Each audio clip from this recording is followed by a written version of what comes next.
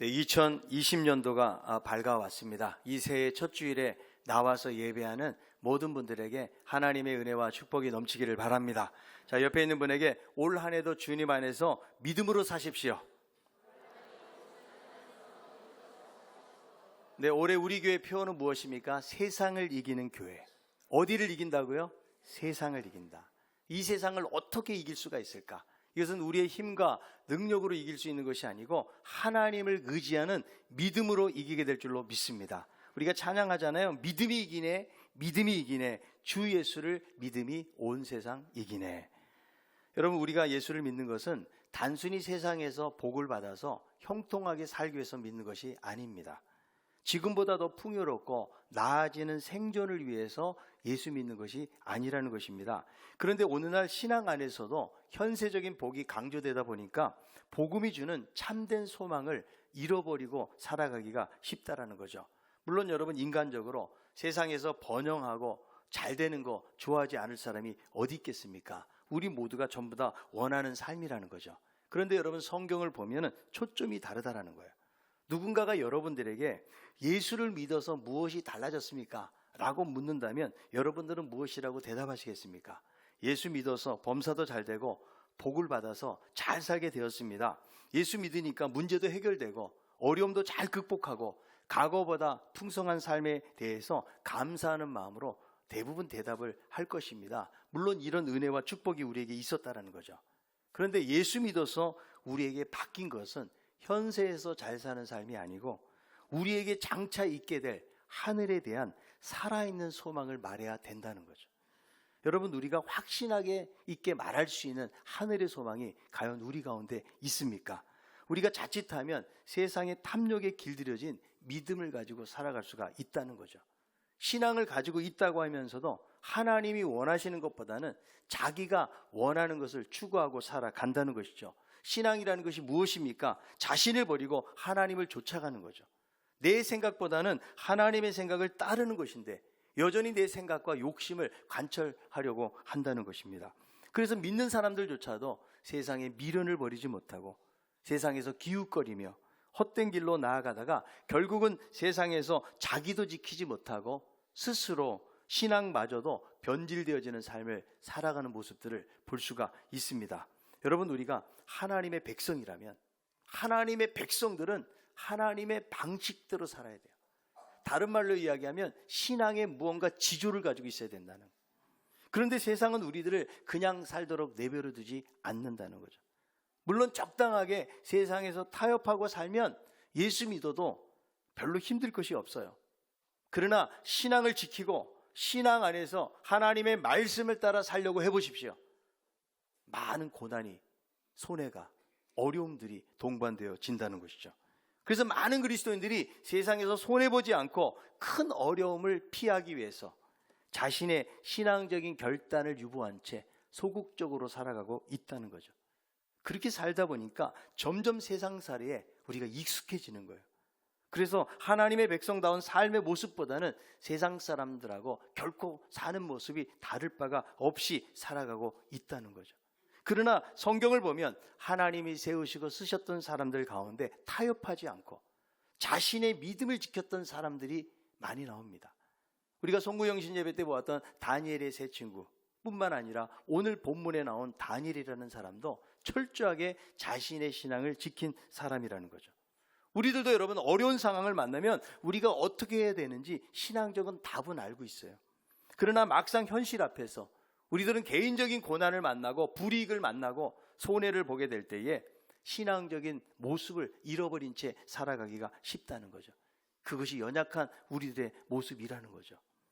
여러분, 이런 우리들이 어떻게 이 거대한 세상과 맞서서 싸울 수가 있는가? 오늘 본문 속에 이 다니엘이라는 사람은 정말 어렵고 힘든 시대에 태어났던 사람이에요. 그럼에도 불구하고 자신의 신앙을 지킴으로 하나님의 영광을 드러냈던 사람인 것을 볼 수가 있는 거예요. 다니엘 1장부터 6장까지는 이스라엘 백성들이 이방의 우상 숭배자의 땅, 이 바벨론으로 포로로 잡혀갑니다.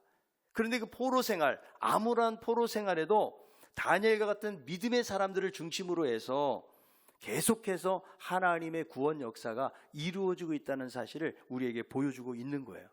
다니엘이 살아갔던 이 시대는요, 이방의 포로로서의 삶을 사는 것이니까 얼마나 여러분 신앙을 지키기가 힘들었겠어요. 그럼에도 불구하고 포로로 잡혀가서 거대한 세상과 맞서서 싸우고 있는 모습을 보게 되는 것입니다. 이 다니엘이라는 사람은 이스라엘에 잡혀간 포로 중에서 지혜와 지식이 통달했던 그 소년들 중에 한 사람이에요. 이 다니엘의 역사적 배경을 보면 다니엘이 잡혀갈 때는 바벨론 포로로 잡혀갔지만 본문 속에서 보면 바벨론은 멸망을 하고 메대와 바사의 과도 제국 시대에 발생한 사건을 다루고 있는 거예요. 자, 그런데 다니엘은 포로 출신입니다.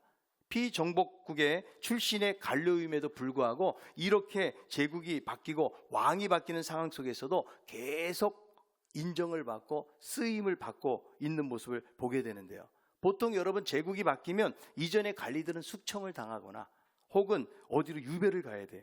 근데 여전히 이 다니엘은 다리오 왕의 총애를 받고 있다는 거죠. 그래서 1절에 보니까 다리오 왕이 전국을 다스리기 위해서 120명의 고관들을 세웁니다. 그 중에 또 총리를 3사람을 세워가지고 전국을 다스리게 했는데 그 총리 중에 한 사람이 바로 다니엘이라는 사람입니다. 자, 다니엘 6장 3절을 한번 읽어봅니다.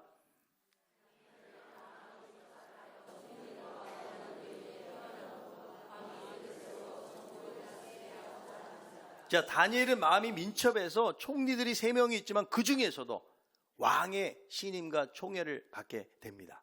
자, 이렇게 되다 보니까 절대적인 왕의 신임을 받게 되니까 시기하는 사람들이 나타난다는 거죠. 그러니까 남이 인정받고 잘 되는 꼴을 못 보는 사람들이 있는데 그것은 여기에 있는 고관들뿐만 아니라 여전히 사람에게는 누구에게나 다른 사람 잘 되는 거에 대해서 시기하고 질투하는 그런 마음을 갖게 된다는 거죠. 우리들도 여러분 이 마음이 작동이 되면 다른 사람 잘 되는 게 꼴사나운 거예요. 그리고 마음이 편안하지를 않다는 것이죠. 오늘 예배에 참석한 여러분들은 어떻습니까? 솔직히 다른 사람이 잘 되면 기분이 좋습니까? 아무도 대답을 안 하는 것으로 봐서 지금 속으로 나름대로 생각을 하고 있는 것이죠. 여러분, 나도 잘 되면 그럼 상대방이 잘 될 때 우리는 축하해 줄 수가 있어요. 근데 나는 안 되는데 상대방이 잘 되는데 그 사람에게 박수 쳐주고 축복해 준다는 거 결코 여러분 쉬운 일이 아니라는 거죠. 내 자녀는 대학에 미끄러졌는데 근데 늘 같이 다니던 친구는 좋은 대학에 명문대학에 들어갔다고 생각해 보십시오. 어떻게 박수를 쳐줄 수가 있겠습니까? 자신의 아들은 취직이 안 돼가지고 백수 있는데 그런데 대기업에 들어갔어요. 그러면 여러분 축하해 주기가 쉬운 일입니까? 옆집에 남편은 승진도 잘하는데 내 남편은 항상 그 자리에 만년 그 자리 언제 퇴사할지 모르는 불안감 속에 시달리고 있다면 어떻게 진정으로 축복해 줄 수가 있냐는 거죠. 사실 남이 잘 되고 인정받는 거 보고 박수 쳐주는 거 쉬운 일 같지만 쉽지가 않아요. 다른 사람들이 어려울 때는 여러분 우리가 그런 마음이 동해가지고 참 긍휼을 가지고 다가갈 수가 있어요. 그러나 잘 될 때는 아주 우리 안에 미묘한 감정이 생기는 거예요. 시기하고 질투하는 마음들이 우리 가운데 있다는 거죠. 오래전에 아마데우스라는 영화가 있는데 저는 정말 재밌게 그 영화를 보았습니다. 근데 거기에 오스트리아 비엔나의 궁중 악사였던 안토니오 살리에리가 나오는데 이 사람은 정말 훌륭한 음악가였다고 그래요. 그런데 음악의 천부적인 재능을 가지고 있는 볼프강 아마데우스 모차르트가 나타난 거예요. 그러면서 엄청난 질투에 빠지게 되는 것이죠. 이 안토니오 살리에리의 음악 실력도 훌륭하고 충분한 가능성을 가지고 있음에도 불구하고 질투에 빠져가지고 자신의 장점과 은사를 살리지 못하고 나중에는 하나님을 저주하는 거예요. 왜 하나님 모차르트에게만 재능을 주고 왜 저에게는 이런 재능을 하나도 주지 않습니까? 결국은 미치광이가 되어버린다는 거죠. 무엇 때문에 질투가 되는 거예요? 다른 사람이 잘 되는 것 때문에 그렇다는 거죠. 우리들도 여러분 누군가가 잘 되잖아요. 그럼 우리는 비교해가지고 열등감을 갖기가 십상해요. 남들과 비교하면서 우리들은 어디에 빠집니까? 금방 자기 연민에 빠져버린다. 그런데 사단이 하는 일들 가운데서 어떤 일을 하는가? 자꾸 비교하게 만들어요. 그래서 우리는 무가치한 존재라는 사실을 증명시키는 일을 하는 것이 사단이에요. 여러분 비교해 보세요. 그럼 우리는 자신감을 잃어버립니다. 비교하기 시작하면 그때부터 불평과 원망이 생겨나게 되어지는 것이고요. 비교하는 순간 그 사람은 불행해지는 거예요. 비교하게 하는 건 누구의 전략이라고요? 사탄의 전략이에요. 그래서 우리 그리스도인들은 절대로 비교하지 마세요. 아멘. 자, 옆에 있는 분에 저는 절대로 당신하고 비교하지 않겠습니다.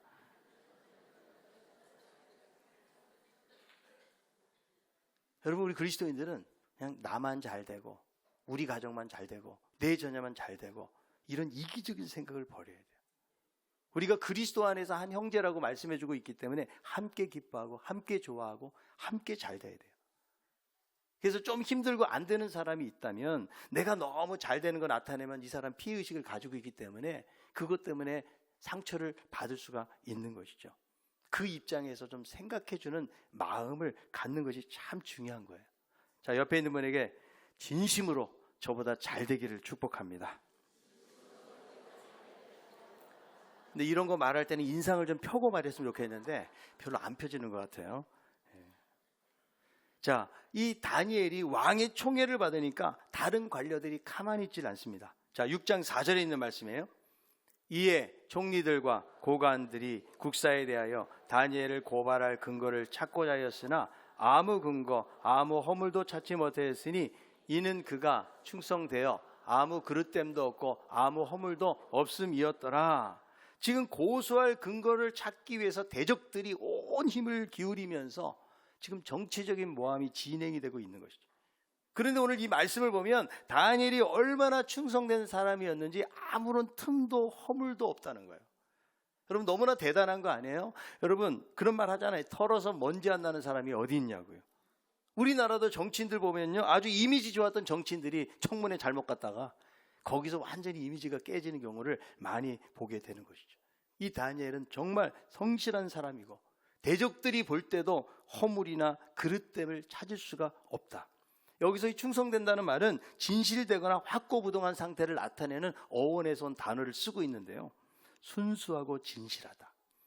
그러니까 여러분, 하나님의 백성들은 단순히 교회에서 열심히 하는 정도를 말하는 것이 아니고 세상에서도 순수하고 진실된 인격과 삶을 살아내어야 된다는 거죠. 교회에서는 신앙적으로 아주 열심히 있고 존경을 받는데 사회에서는 무기력한 사람으로 취급을 받는다든지, 아니면 사회생활은 유능하게 잘하는데 윤리적으로나 도덕적으로 안 좋은 평가를 받는 경우가 많이 있다는 거예요. 예수 믿는 사람들은 세상에서도 신실함을 보여줘야 돼요. 여러분, 요령을 피우지 말고 성실하게 모든 일들을 감당할 수 있기를 바랍니다. 여러분의 직장에서도 좀 성실함으로, 능력으로, 그리고 전문성으로 사람들의 인정을 받아야 돼요. 우리는 그들하고는 잘 어울리려고 하지 않으면서 날마다 그냥 교회는 또 빨리 가야 된다고 그러면 여러분, 안 믿는 사람들이 볼 때는 상당히 이기적인 사람으로 보는 거죠. 여러분들이 회사에서 내가 수고하고 좀 희생을 하고 다른 사람들보다 좀 먼저 가고 그리고 남들이 하지 않는 그 굳은 일들을 여러분들이 앞장서서 해보세요. 야, 정말 저 예수 믿는 사람 뭔가 좀 다르긴 다르구나. 이번에 직장에 새로 왔는데 뭔가 좀 다르네. 이런 말을 들어야 되지 않겠어요? 지금 다니엘은 그런 삶을 살았다라는 거죠. 마태복음 5장 16절에 있는 말씀입니다. 이같이 너희 빛이 사람 앞에 비치게 하여 그들로 너희 착한 행실을 보고 하늘에 계신 너희 아버지께 영광을 돌리게 하라. 여러분, 하나님 아버지께 영광을 돌리는 방법이 뭐예요? 우리의 착한 행실이라는 거예요. 그러니까 세상에서 착하고 선한 행실을 통해서 바로 하나님이 어떤 분인지를 우리들은 소개하고 있는 거예요. 내가 말하지 않아도 우리의 행위를 보면서, 행동을 보면서 야, 하나님은 어떤 분일 거야? 사람들은 나름대로 그렇게 짐작하고 있는 것이죠. 사도행전 2장 47절. 하나님을 찬미하며 또 온 백성에게 칭송을 받으니 주께서 구원받는 사람 날마다 더하게 하시니라. 온 백성에게, 믿지 않는 백성들에게 칭송을 받았던 공동체가 예루살렘 공동체였어요. 그만큼 어때요? 세상 사람들에게 덕을 세우면서 살았기 때문에 그렇다라는 거죠. 여러분, 세상에 있는 사람들은 신앙이 없기 때문에 신앙적인 열심은 이해를 못해요. 자신들의 양심들 속에서 보여지는 선한 일과 행동을 통해서 우리들을 평가하고 있다라는 거죠. 그러므로 여러분, 우리들은 세상에서 안 믿는 사람들을 만날 때 우리 대충 살던 식으로 살면 안 돼요. 그들에게 하나님을 믿는 사람이 어떤 분이다, 충성스럽게, 성실하게, 여러분 최선을 다해서 사람들을 만나고 일할 때에 안 믿는 사람들이 그제서야 하나님 믿고 싶은 마음이 생기지 않겠어요? 여러분, 이것이 전도라고 생각해요. 내가 물론 말로 우리는 전도를 해야 되지만, 그러나 우리의 행위를 통해서 가끔 어떤 분이 이렇게 오신 분들도 이런 분이 있어요. 제가 옆집에 있는 누구누구를 보니까 너무 예수 믿는 사람을 보면서 자기가 큰 감동을 받았다는 거예요. 그래서 교회에 나와서 등록하게 되었다. 이런 분들을 제가 몇 분 만난 적이 있어요. 우리는 보이지 않는 그런 그 삶 속에서 우리의 행위를 통해 가지고 그들에게 무언가 영향력을 끼치고 보여주고 있다라는 거죠. 그러니까 여러분, 이 대적들이 얼마나 이 다니엘을 끌어내리기 위해서 정치적인 모함을 했겠어요. 그런데 허물을 잡지 못하니까 딱 한 가지 고발할 근거는 뭐예요? 종교적인 문제였다는 거예요. 자, 6장 5절에 있는 말씀이에요. 그들이 이르되 이 다니엘은 그 하나님의 율법에서 근거를 찾지 못하면 그를 고발할 수 없으리라 하고, 아무리 결점을 찾아도 찾지를 못하니까 신앙적인 이유를 들어서 함정에 빠뜨리는데, 자, 7절에 있는 말씀이에요. 나라의 모든 총리와 지사와 총독과 법관과 관원이 의논하고 왕에게 한 법률을 세우며 방법을 정하실 것을 구하나이다. 왕이여, 그것은 곧 이제부터 30일 동안에 누구든지 왕 외에 어떤 신에게나 사람에게 무엇을 구하면 사자굴에 던져넣기로 한 것이니다. 자, 그래서 다리오가 서명을 하게 하는데요, 황제 숭배 칙령이잖아요. 이거는 너무나 당연한 일이에요. 메대와 바사 제국이 지금 피정복 국가들에 대해서 다양한 민족과 민족식을 포괄하고 있잖아요. 그러니까 정치적으로 종교적으로 규합해야 될 필요성을 느꼈기 때문에 이 법안은 쉽게 통과가 된 거예요. 요즘 국회에서 아주 통과가 안 되니까 날치기로 통과시키잖아요. 날치기 할 필요가 없어. 왜? 모든 사람들이 동의하고 있기 때문에 그렇다는 거죠. 자, 그런데 이런 세상의 강력한 도전에 대해서 다니엘이 어떻게 세상을 이겨가는지를 보여주는 구절이 바로 6장 10절에 있는 구절입니다. 한번 읽어봅니다. 다니엘이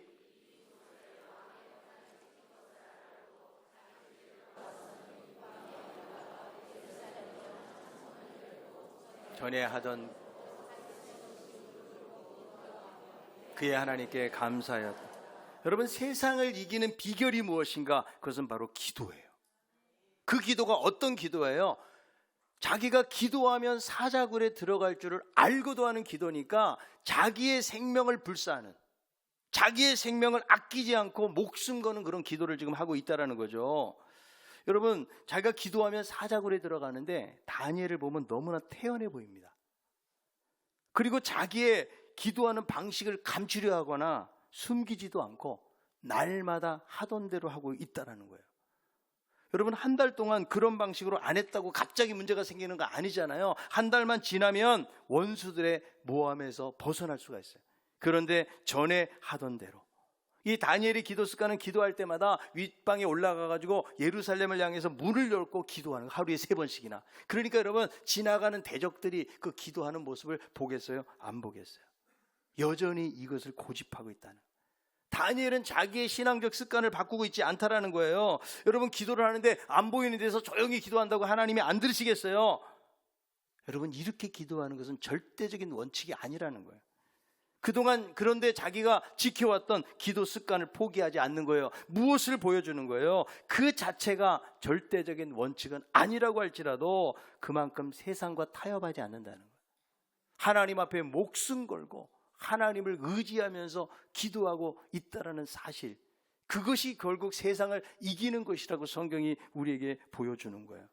여러분, 우리들은 어느덧 하나님에 대한 신앙의 태도들이 느슨해지지는 않았습니까? 너무 사는데 바쁘고 분주해가지고, 과거에는 내가 그래도 시간을 지키면서 뭔가 기도하려고 했는데 그런 것들이 다 중단되고 있지는 않습니까? 여러분, 여기에서 신앙의 실패가 온다는 거예요. 여러분, 신앙적으로 실패한 인물들 보세요. 하나님의 말씀대로 산 것이 아닙니다. 자기의 욕심대로 자기의 생각을 따라 살았기 때문에 실패해요. 여러분, 에서가 팥죽, 붉은 죽 한 그릇에 장자의 명분을 팔아버립니다. 배가 좀 고프다고. 하나님의 거룩한 것이 무엇인지를 모르는 거예요. 그래서 히브리서는 뭐라고 그래요? 망령된 자라고 말씀하고 있는 것이죠. 여러분, 사울은요, 사무엘을 기다려야 돼요. 자기가 제사장이 아니에요. 아무리 전쟁이 있다고 할지라도 하나님의 말씀대로 기다려야 되는데 기다리지 못하고 자기가 제사를 드리다가 결국은 왕의 자리에서 물러나게 되는 모습을 볼 수가 있거든요. 다니엘의 기도가 참 고지식하고 융통성이 없어 보여요. 그럼에도 불구하고 하나님을 철저하게 의지하려는 그 모습, 하나님이 원하시는 삶을 살아가고 있는 것이죠. 여러분, 우리들도 늘 지키면서 살아가는 신앙을 위한 그런 습관들이 있어요. 때로는 융통성이 없어 보입니다. 우리의 삶이 도드라지게 바뀌어지는 것이 아닐 수도 있어요. 그럼에도 불구하고 그 신앙의 원칙들을 지켜가는 게 참 중요해요. 특별히 여러분 교회에서 공동체가 함께할 때 여러분 그래야 여러분 성경 일독이라도 하는 거예요. 올해 성경 365독 합시다. 꼭 일독을 해야 되나? 여러분 일독 안 한다고 무슨 일 생기는 거 아닙니다. 그러나 여러분 이 말씀은 영혼의 양식이에요. 여러분 하루에 밥을 몇 끼 드세요? 한 끼라도 빼먹으면 어떻게 됩니까? 얼마나 배고픈지 몰라요. 여러분 영적인 허기가 우리에게 있습니까? 우리의 영혼이 풍성해지는데 하나님의 말씀에 양식 없이 어떻게 풍성해지냐고요. 날마다 내가 무기력한 삶이 되고 있다. 하나님의 양식이 없으니까 그래요. 하나님 말씀을 사모하고 내가 날마다 좀 하나님의 말씀을 좀 붙들고 살아야지. 여러분 이런 고백과 결단 속에서 삶이 변화가 되는 줄로 믿습니다. 주일 한번 안 지켰다고, 내가 무슨 예배 한번 빠졌다고, 성경 한번 안 읽었다고, 기도 안 했다고 해서 갑자기 무슨 일이 일어나는 거 아니에요. 여러분들의 개인적인 경건 생활은 아무도 몰라요. 여러분들이 얼마나 성경을 읽고 있는지, 얼마나 기도하는지 모르는 거예요. 누가 말하는 사람 없어요. 근데 문제는 뭐냐면 우리의 신앙이 굳어지고 고착화된다는 거예요. 여러분 토조 목사가 습관적 신앙에서 벗어나라 해서 성도들의 신앙생활에 가장 큰 적이 무엇이냐? 일상화에 빠지는, 루틴에 빠져버린다. 똑같은 일이 반복되고 일상화가 되면 시간의 판에 박힌 습관과 관례가 되고 그것이 정체되고 고착이 되고 부패가 된다는 거예요. 우리의 신앙생활을 보세요. 여러분 매주일 새로운 것이 하나도 없고 기대하는 것도 없고 다람쥐 쳇바퀴 돌듯이 똑같은 일들을 반복하고 있다면 이것이 문제라는 거예요. 하나님이 원하시고 기뻐하시는 방향으로 우리의 삶이 좀 변화가 돼야 되지 않을까? 여러분 2020년도를 시작하면서 여러분들은 변화를 위해서 무엇을 다짐하고 결단하고 있나요? 여러분 내가 아무리 작심삼일이라 할지라도 결심조차도 안 하면 그 사람은 변할 기미가 없는 거예요. 여러분 작심삼일이면 3일에 한 번씩 또 작심하세요. 그럼 계속 가는 거죠. 뭔가 좀 변화를 위해서. 그렇지 않으면 우리는 여러분 세상에 분주함을 쫓아가게 되어지는 거예요. 하나님과 만나는 시간이 없어지죠. 그 시간을 세상의 분주함들이 다 차지해버려요. 그래서 하나님의 관계에 문제가 생기는 거예요. 예수님이 아무리 피곤하셨어도 새벽 미명에 예수님은 하나님 앞에 나아가서 기도하시면서 시작하셨어요. 여러분 우리들이요 무엇보다도 하나님 앞에서 예배에 대한 바른 습관을 가지세요. 예배를 드릴 때도 여러분들이 조금 미리 오셔야 돼요. 결혼식은 여러분 시간 맞춰서 가지 않으세요? 하나님 만나는 시간인데 여러분 늦는 사람은 항상 늦더라고요. 미리 와서 좀 본문도 펴놓고 읽어보고 여러분 설교자를 위해서 기도하고 그 예배를 통해서 주실 은혜들을 기대해야 돼요. 아까 우리가 보았던 그 영상을 보세요. 하루 전에 최소한 토요일 날은 토요일 밤에 놀러 가는 날이 아니라고요. 주일을 기다리면서 준비하는 시간들이라고. 그래서 준비된 마음으로 하나님 앞에 나오는 것이 얼마나 중요한지 몰라요. 여러분 과거에는 여러분 예배 시간이 늦게 오면 막 고개를 숙이고 들어왔어요. 허리를 숙이고 007 작전이었어요. 지금은 너무 떳떳하게 들어와요. 지금은요. 여러분 예배 늦으면 천국 문이 닫혀버려요. 마태복음 25장에 보세요. 여러분 열처녀 비유 나오잖아요. 그런데 신랑이 왔을 때 미련한 5처녀는 준비된 기름이 없어요. 그때서 이제 기름 구하러 갔어요. 문이 닫혀버려요. 아무리 두들겨도 나오질 않습니다. 여러분 예배를 가면서 내가 늦게 가면 문이 닫힌다. 천국 문이 닫힌다. 여러분 이런 마음으로 오신 적이 있습니까? 여러분 미리 결단하고 준비하는 마음 같지 않잖아요. 과거에 나는 그렇게 예배 생활도 잘하고 기도도 열심히 하고 말씀도 열심히 읽었는데 신앙이 너무나 고착화돼 버리고 변화 없이 살다 보니까 너무나 하나님의 은혜에 대해서 무덤덤하고 형식적인 신앙생활로 우리가 하기가 쉽다라는 것이죠. 그래서 여러분 좋은 습관을 가지세요. 하나님 앞에 여러분 드리는 것도 그냥 여러분 있을 때 드리고 없을 때 못 드리는 사람은 정말 중요한 것을 못 드리는 거예요. 하나님 앞에 11조 드리고 여러분 감사, 선교, 우리 해외 선교사님들 드리고 구제연금 이웃들에게 구제하기 위해서 드리는 거예요. 여러분 그것이 아무것도 아닌 것 같지만 정말 중요해요. 좀 균형 잡힌 여러분들이 헌금 생활도 하세요. 그래서 믿음이 뭐예요? 하나님 앞에 하나님의 나라를 위해서 내가 드리고 주여 나머지 나의 삶을 책임져 주세요. 이게 믿음 아니에요, 여러분. 내가 다 계산하고 준비한다고 인생이 그렇게 풀리는 것이 아니에요. 우리가 하나님을 전적으로 믿고 있다면 내가 정말 소중하게 생각하는 가치들을 하나님 앞에 투자하는 거예요. 물질을 드리고 시간을 드리고. 그래서 헌신된 하나님의 백성으로 살아갈 때 거기서 놀라운 변화가 생겨나는 것이죠. 여러분들이 세상적으로 시간 다 쓰고 돈 다 쓰고 그리고 남는 시간 가지고 하나님 앞에 드리려고 해보세요. 절대로 신앙의 변화는 생겨나지가 않습니다. 어느덧 여러분 거기에 우리가 그냥 누리다 보면 거기에 고착이 돼가지고 삶이 전혀 변화 없이 갈 수밖에 없다라는 것이죠. 신앙은 꾸준한 인내를 가지고 성실하게 유지시키고 성숙시켜 나가야 되는. 우리가 여러분 무언가 새로운 습관을 가지려고 해보세요. 여기에는 항상 관성의 법칙이 있는 거예요. 계속 하던 방향으로 가고자 하는 것이 있기 때문에 무언가를 새롭게 바꾸죠. 그러면 항상 뭐가 따라와요? 저항이 따라와요. 이 저항을 잘 이겨내야 돼요. 여러분 하루아침에 우리의 습관이 생겨나는 것이 아닙니다. 그러나 이 습관을 저항을 이기고 잘 만들어 놓으면 그 습관이 우리의 삶을 책임지는 거예요. 여러분 이 다니엘도 어떻게 여러분 생명을 불사하면서 기도할 수 있을까요? 전에 행하던 대로의 습관이 중요한 거예요. 이런 습관은 우리의 인생을 그렇게 만들어 간다는 거죠. 이제 여러분 우리는 그리스도 안에 새 사람이 되었기 때문에 과거의 옛 습관들을 벗어버려야 돼요. 언제까지 여러분 이 습관들을 가지고 살아갈 거예요? 내가 예수 믿으면 믿은 만큼 우리의 삶이 좀 변화가 돼야 되잖아요. 버릴 것을 버려버려야 돼요. 끊을 것을 끊어버려야 돼요. 왜 짐을 지고 주님을 어떻게 따라갈 수가 있겠어요? 우리의 몸을 가볍게 하세요. 그래서 이제 하나님의 백성은 하나님의 나라를 바라보고 믿음으로 사는 거지 자꾸 주변 기웃거리면서 사는 거 하나님의 백성의 정체성이 아니라는 거죠. 다니엘을 보세요. 이 어둠 속에서 지금 빛으로 빛나고 있잖아요. 그가 정치인으로 인정받는 거 이 사람의 지혜가 탁월해서가 아니고요. 기도의 힘이라고 말하는 거예요. 기도를 통해서 하나님 지혜 주시고 여러 대적들의 공격 가운데 지켜주시고 그를 높이셨던 것을 볼 수가 있습니다. 여러분 우리들이 전부 다 어렵다는 말을 하고 살고 있잖아요. 사업이 잘 되는 분 계십니까? 직장 생활에서 정말 아무런 걱정 없이 가는 분들이 있나요? 여러분 앞으로는 더 경쟁이 치열해지고 힘든 시간들이 우리에게 찾아온다는 거죠. 그런데 그럴 때 여러분들은 무엇을 하십니까? 내가 기도할 수 있는데 우리는 걱정해요. 우리는 분명히 나를 도우시는 하나님이 있다라고 말하면서도 그 하나님 앞에 나아가지 않아요. 어려운 일 있을 때 푸념하고 불평하고 낙심을 하면서도 정작 기도의 자리에 나아가지 않아요. 여러분 가장 큰 위기는 환경의 위기가 아니에요. 우리가 하나님 앞에 기도하지 않는 것이 가장 큰 위기예요. 기도 없이 어떻게 여러분 세상을 이길 수가 있겠습니까? 미국의 링컨 대통령하고 같은 시대에 태어난 영국의 글래드 스컨 수상이요. 철저한 기독교 신자고 영국 수상이었는데 기도를 많이 했다고 그래요.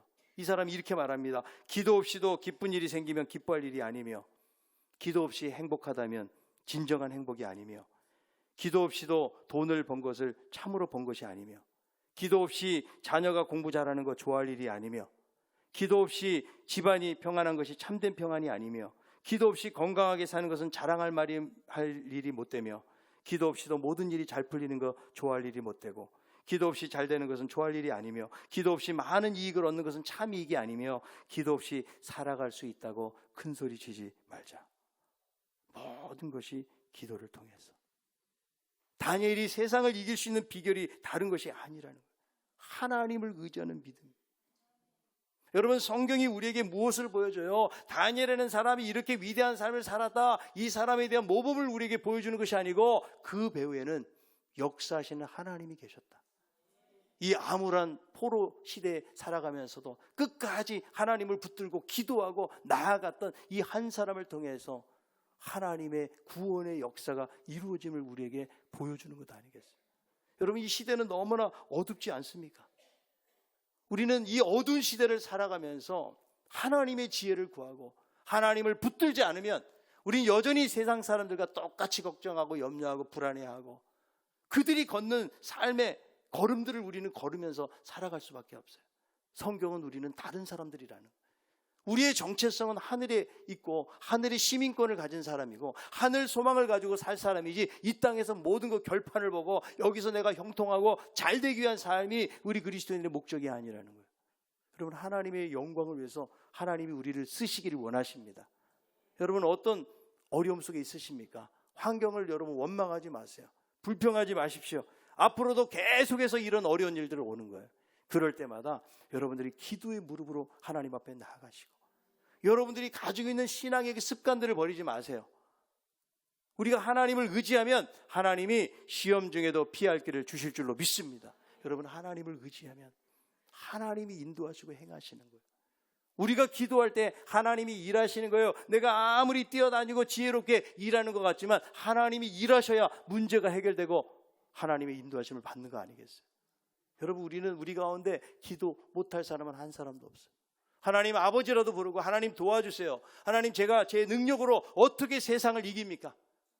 하나님, 기도 가운데 나아가기 원합니다. 하나님 붙들기를 원합니다. 하나님 의지하기 원합니다. 하나님 도와주세요.